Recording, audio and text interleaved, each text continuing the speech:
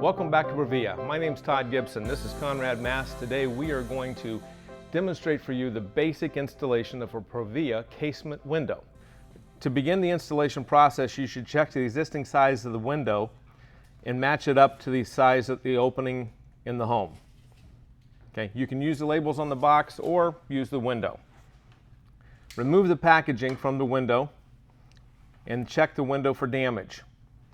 We'll go on to remove the screen by turning the screen tabs, locks, and lifting the screen out of the window. It comes off to the bottom channel. And then inside that screen, you'll have installation instructions, you'll have the installation screws, warranty information, and the crank. So the lockout crank handle that's supplied with this window, we should go ahead and take out of the package and install at this time. Now that you have your window ready to go, we're going to go ahead and prepare the opening. In this, we're using a standard pocket install.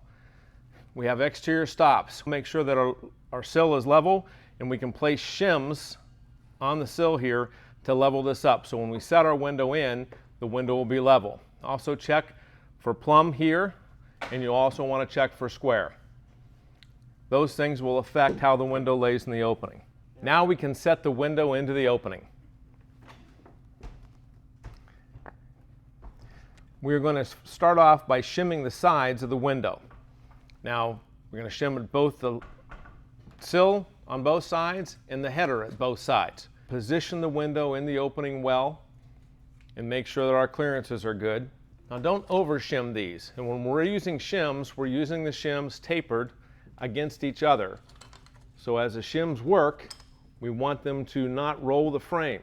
So when you apply pressure to this with the screws, we don't want to be rolling the frame or over compressing these shims.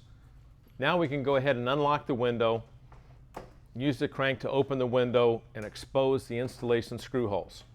The very first screw that we're going to install is on the hinge side at the bottom. Be careful not to over torque this screw and monitor the movement of the frame as you're putting the screw in place. We're going to go ahead and go to the top screw and put the top screw in through the frame. Again, monitor the frame to make sure that you're not over torquing it. As you see his finger right against the frame and against the bilt. The next screw we're going to place in is the top strike side. Now this is going to be up against the stop. We're going to kind of screw to these shims. Again, look at it and see that he's monitoring the frame not to pull it or roll it. Now we're going to go ahead and crank this window closed and see how it comes closed. It should come closed evenly, and we'll see if it latches cleanly. If we need to make a slight adjustment, we can make a slight adjustment in the frame at the bottom corner before he puts the screw in. The installation screw holes on the strike side are tucked in along the operator. Double check how the window closes and pulls in place. Then we can move on with the installation. We have 3 screw holes in each side, so now we can go back and revisit the middle screw locations. Again, be careful to monitor this. Now he's going to put these screws in, and he's probably going to shim to the screw location as opposed to putting the shim in prior. The whole time you're doing this, make sure we're not twisting the frame when we're putting these screws in. That frame twist can cause a problem. Now, as he rolled that window in before and cranked it in, you'll notice that the snubbers on the hinge side of the window were not interacting with each other. If that frame is bowed in or bowed out, that snubber is going to pop when you close the window. So at this point in time, you can make that correction, whether it's in or out, by pushing or pulling on the frame a bit to align those snubbers. We want to close this window up and do some testing. One of the things you're going to notice when you initially close the window is there is going to be a margin that increases as it goes up the window. It's a characteristic of casement windows, but the lock mechanism is designed to zip that in place. So it engages low first, middle second, the top third, so it pulls that window in. That's the design of the window. Now, we're also checking to make sure it operates well. Again, we want to make sure it's clear of the snubbers. He's got all of his installation screws in. He's making sure the operation here is good.